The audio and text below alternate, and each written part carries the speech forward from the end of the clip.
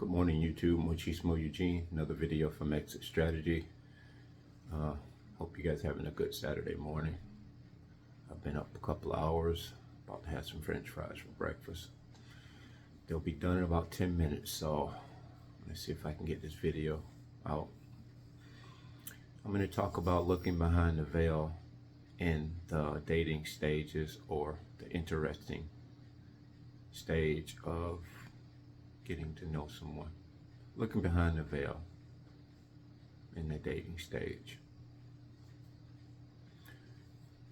Now that we're awakened, we look behind the veil and we can see things without,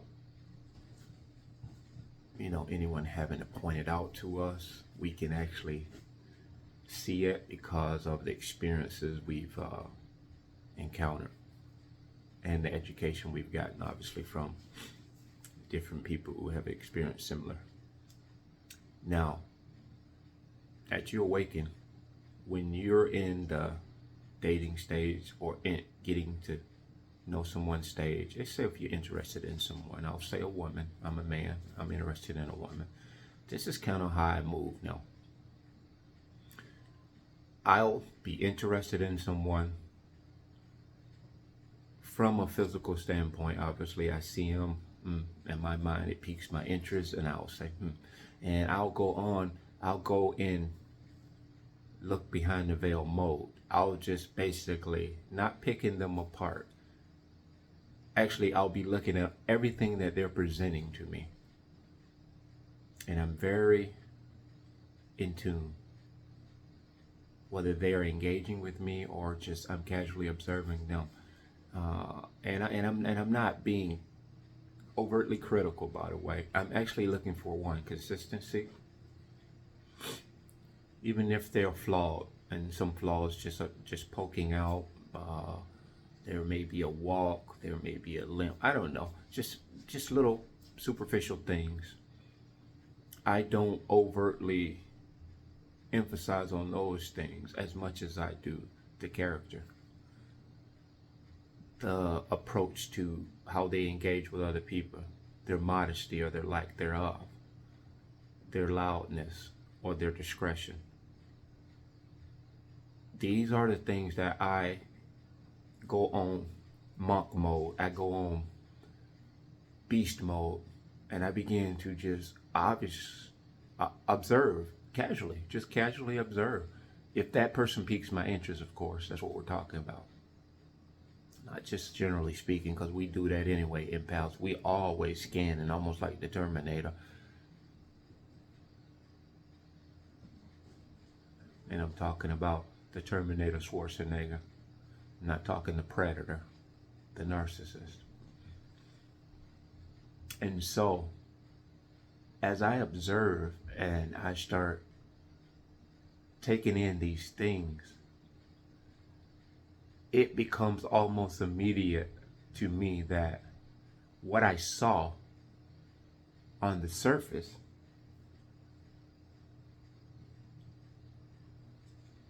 what I see behind the veil far outweighs it. It supersedes everything I just saw.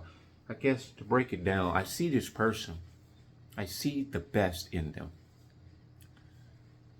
on the surface. But going in monk mode, beast mode, analytical mode, looking behind the veil mode, I begin to observe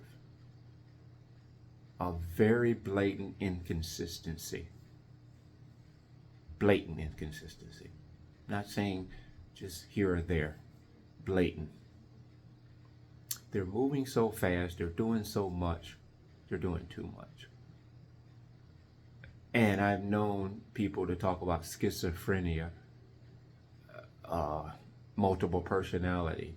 This is what you begin to see unravels in front of you when you see what you thought was a potential person of interest.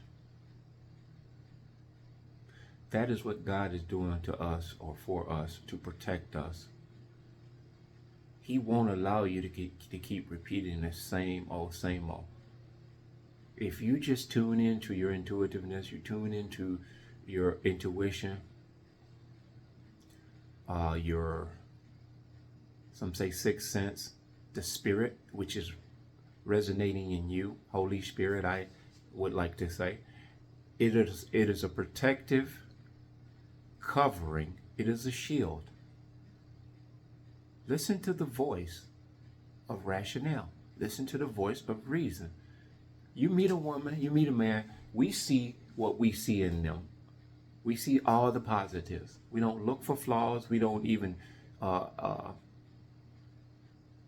when we see a flaw, we pass it off. We pass it off. We diminish it and we dismiss it. Because we're holding on to that thing that captivated us. And for us men, we're wanting to get that home run, so much so we're overlooking blatant red flags. We're looking over blatant red flags because in our mind, we want to finish that home run. Whether we admit it or not, we are curious. We want to know what that person is like in an intimate setting. We want to hold them. Intimacy ain't always got to be the act of sex. It could be you want to hold them. You may want to kiss them. You're thinking about, man, I wonder how her lips feel on my lips. This is subconscious, what we do as human beings, because